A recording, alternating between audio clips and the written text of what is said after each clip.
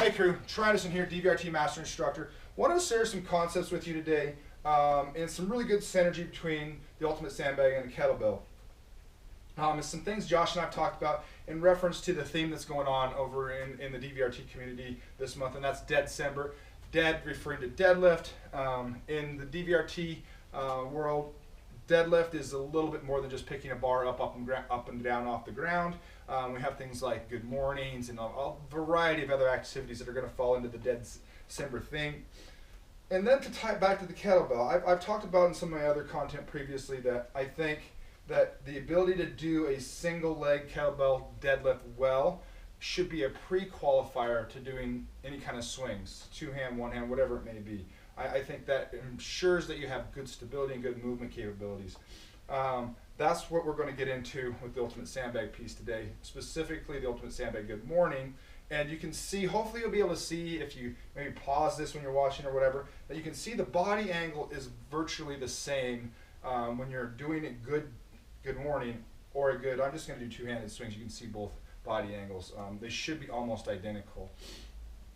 And I think that if you're having problems with your swings, that the good morning could be a solution to help you shore up some inequities that you might have in a little bit slower, a little bit more of a strength-based component than some people getting carried away and letting the kettlebell lead them through the swing. So let's take a look at it. Two-hand swing, real simple, right? It's a classic hinge movement, setting up as such. Pre-hike before. Let's slide a little bit forward, make sure I don't smash that air dam behind me. Loading up the hips and hamstrings.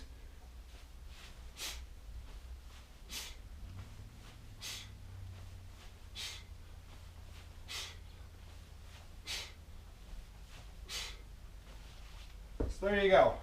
It's a 24 kilo kettlebell, so about 50 pounds. Ultimate sandbag strength size, also about 50, 60 pounds, right in that range, whatever.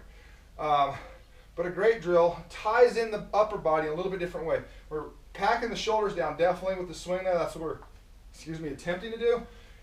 The bag's on top of us. We've got that lever arm higher up on the load and lever of the sandbag higher on our body, makes it a really difficult exercise.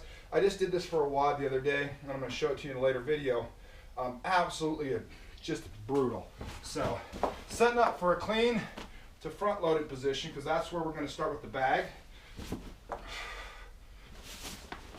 As such, you can hold hands here, or you can release to try to tie that upper back more. I'm just going to do about 3 of these.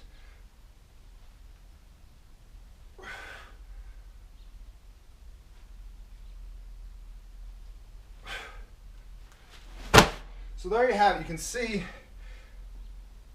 two drills look very, very similar because they are hinge movements. Putting that load up here and forcing yourself into this position. You know, you've seen it once, you've seen it a million times. People up and down with this, or letting that kettlebell beat them down the bottom position. A very light load with the ultimate sandbag good morning, using some DVRT systems and protocols, could be very, very useful for those of you that need to clean up that, maybe making the leap from a lighter kettlebell, or what was lighter for you, to a heavier kettlebell for you. Awesome.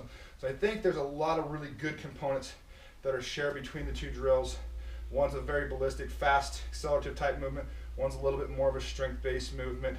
But it doesn't necessarily have to, you don't have to get in the narrow tunnel vision of strength being because it's load. You got that leverage, and that leverage makes a really, really big difference. So there you have it, a nice little synergy between the ultimate sandbag good morning and the kettlebell swing, single arm swing, double arm swing, whatever. Doesn't matter to me.